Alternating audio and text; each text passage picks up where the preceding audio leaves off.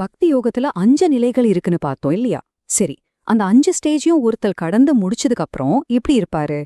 அப்படிப்பட்ட ஒருத்தரை தான் ஜீவன் முக்தன்னு சொல்றோம். அதாவது இந்த உலகத்துல வாழ்ந்துகிட்டே ஞானம் அடைஞ்சவர். பகவான் கிருஷ்ணர் அந்த தெய்வீக நிலைய அடைஞ்ச ஒரு பக்திமானோட குணங்கள் எப்படி இருக்கும்னு ரொம்ப அழகா விவரிக்கிறார். வாங்க, அது என்னென்ன குணங்கள்னு நாம இப்போ ஒன்னொன்னா பார்க்கலாம். நாம எந்த ஒரு பயணத்தை ஆரம்பிக்கிறதுக்கு முன்னாடியும் நாம எங்க போறோம், நம்ம இலக்கு என்னன்னு தெரிஞ்சுக்கிறது ரொம்ப முக்கியம். அது தெரிஞ்சாதானே பாதையே சரியா புரியும். அதே மாதிரிதான் பக்தி யோக பாதையோட இலக்கு என்னன்னு பகவான் கிருஷ்ணர் நமக்கு இங்க ஒரு வழிகாட்டி மாதிரி தெளிவா விளக்க போற. முதல்ல இந்த இலட்சிய பக்திமான பத்தின விளக்கம் எதுக்கு தேவை? இது நம்ம ஆன்மீக பயணத்துக்கு ஒரு துருவ நட்சத்திரம் மாதிரி வழிகாட்டுதுன்னு சொல்றாங்க. அது எப்படின்னு பார்க்கலாமா? இந்த விளக்கம் நமக்கு பல விதங்கள்ல உதவுது. இப்பதான் பயணத்தையே தொடங்குறவங்களுக்கு இது ஒரு பெரிய மோட்டிவேஷன். அடடா, இப்படி ஒரு நிலையை அடைய முடியுமான்னு ஒரு உத்வேகம் கொடுக்கும். ஏற்கனவே பாதையில போயிட்டு இருக்கிறவங்களுக்கு அவங்க இலக்கு எப்படி இருக்கும்னு ஒரு முன்னோட்டம் காட்டுது. எல்லாத்துக்கும் மேல நம்மளோட ஆன்மீக வளர்ச்சிய நாமளே சுய பரிசோதனை செஞ்சுக்க இது ஒரு அளவுகோல் மாதிரி. ஆனா இங்க நாம மனசுல வச்சுக்க வேண்டிய ஒரு மிக முக்கியமான விஷயம் இருக்கு. இந்த குணங்கள்லாம் அடுத்தவங்கள பார்த்து அவங்க இப்படி இல்ல இவங்க அப்படி இல்லன்னு எடை போடுறதுக்கே இல்லவே இல்ல. இது நமக்கான ஒரு கண்ணாடி, அவ்வளோதான்.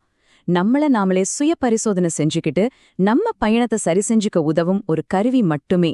சரி, இரண்டாவதா ஒரு பக்திமான் இந்த உலகத்தோட எப்படி இணக்கமா வாழ்றாரு, அவர் எப்படி எல்லார்கிட்டயும் எந்த ஒரு சண்டை சச்சரவும் இல்லாம அமைதியா பழகுறாருன்னு பார்க்கலாம் வாங்க.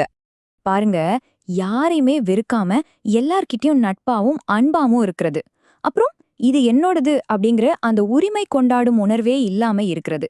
இப்படி இந்த லிஸ்ட் போய்கிட்டே இருக்கு. இதுல ரொம்ப சக்தி வாய்ந்த ஒரு குணத்தை பத்தி இப்ப கொஞ்சம் ஆழமா பாப்போம். இந்த ஓமையோட ஆழத்தை கொஞ்சம் யோசிச்சு பாருங்களேன். ஒரு பக்திமானுக்கு அவரோட அகங்காரம்ங்கிறது அவரோட நிழல் மாதிரி தான். இப்ப யாராவது உங்க நிழலை மிதிச்சுட்டா உங்களுக்கு கோபம் வருமா? என்ன இது முட்டாள்தனமா இருக்குன்னு நினைப்பீங்க இல்லையா? ஒரு பக்திமானுக்கு அவமானங்களும் அப்படிதான். அதனால அவருக்கு வெறுப்புங்கிற உணர்வே வராது. பற்றுதல் இல்லாம இருக்கிறதுன்னா எல்லாரையும் விட்டு ஒதுங்கி யார்கிட்டயும் பேசாம இருக்கிறதுன்னு அர்த்தம் கிடையாது. உண்மையான பற்றற்ற நிலைனா யார்கிட்ட இருந்தும் எதையுமே எதிர்பார்க்காம அவங்க எப்படி இருக்காங்களோ அவங்கள அப்படியே ஏத்துக்கிட்டு அன்பு செலுத்துறது தான். மூன்றாவது ரொம்ப முக்கியமான அம்சம் மனசை ஜெயிக்கிறது. உண்மையான மாற்றம் வெளியுலகத்துல நடக்கிறத விட நமக்கு உள்ளே தான் நடக்குது. அது எப்படி நடக்குதுன்னு பாப்போம். இந்த ஸ்லைட்ல ஒரு சுவாரஸ்யமான ஒப்பீடு இருக்கு பாருங்க. ஒரு சாதாரண மனுஷனோட மனசு வாழ்க்கையில வர இன்ப துன்பத்துக்கு ஏத்தா மாதிரி ஒரு ஊஞ்சல் மாதிரி ஆடிட்டே இருக்கும். லாபம் வந்தா உச்சகட்ட சந்தோஷம், நஷ்டம் வந்தா தாங்க முடியாத துக்கம். ஆனா ஒரு பக்திமானோட மனச பாருங்க, எது நடந்தாலும் சரி எக்தம் சமநிலையில அசைவில்லாம அமைதியா இருக்கும். இந்த குதிரை சவாரி உவமை மனச கட்டுப்படுத்துறத எவ்வளவு அழகா சொல்லுது பாருங்க. நம்ம மனசுக்கு கட்டுப்பாடு இல்லனா அது ஒரு காட்டுக்குதிரை மாதிரி நம்மள அது இஷ்டப்பட்ட இடத்துக்கெல்லாம் இழுத்துட்டு போகும். ஆனா ஒரு பக்திமான் அந்த குதிரை மேல உட்கார்ந்து போற பயணி கிடையாது. அவர்தான் சவாரி செய்றவர். மனச ஒரு கருவியா பயன்படுத்துவார். ஒரு பக்திமானுக்கு கிடைக்கிற அந்த மனநிறைவு ஏன் எப்பவுமே குறையாம இருக்கு? ஏன்னா அது வெளியிலிருந்து வர சாதனைகளையோ மத்தவங்க கொடுக்கற பாராட்டையோ சார்ந்தில்ல. இந்த உலக பொருட்கள்ல உண்மையான நிரந்தரமான மகிழ்ச்சி கிடைக்காதுங்கிற தெளிவான புரிதல்ல இருந்துதான் அந்த முழுமையான மனநிறைவு அவருக்கு கிடைக்குது. நான்காவதா, ஒரு பக்திமான் எப்படி எல்லா நேரமும் அந்த தெய்வீக நிலையிலேயே வாழ்றார்.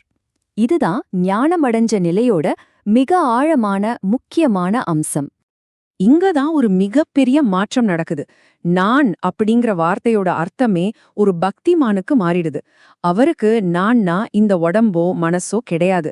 அந்த நான்கிறது குறுகிய அகங்காரத்தை தாண்டி பிரபஞ்சத்தோட ஒன்றான அந்த பரம்பொருளை குறிக்குது. இந்த வாடகை வீடு உவமை இந்த கருத்தை இன்னும் அருமையா புரிய வைக்குது பாருங்க. ஒரு பக்திமான் தன்னோட உடம்பையும் மனசையும் ஒரு வாடகை வீடு மாதிரி தான் பார்க்கறார். அவர் அந்த வீட்டுக்கு ஓனர் கிடையாது, ஒரு ட்ரஸ்டி, அதாவது ஒரு தற்காலிக அறங்காவலர் மட்டும்தான்.